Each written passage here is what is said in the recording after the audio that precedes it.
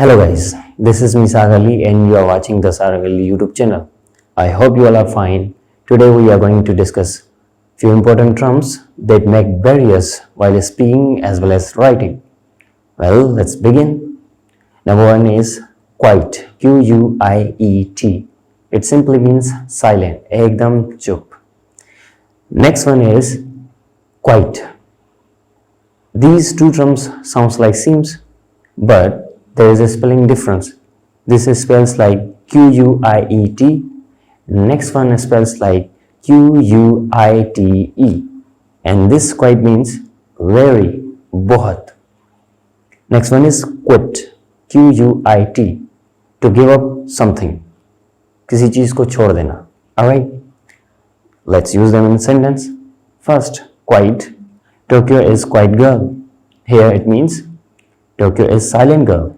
Well, this quite used for silent. Alright? Next one is quite. It means very. It is quite difficult task. Well, you may say it is very difficult task. Then instead of very, you may use so. It is so difficult task. Well, next one you may use. Seems like this spell. It is quite difficult task.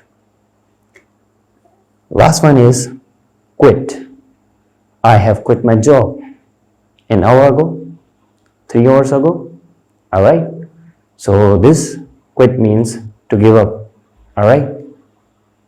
I hope you got it. If you have any kind of question, you may ask in comment box. Give like, subscribe my channel. Have a good day. See you in next video.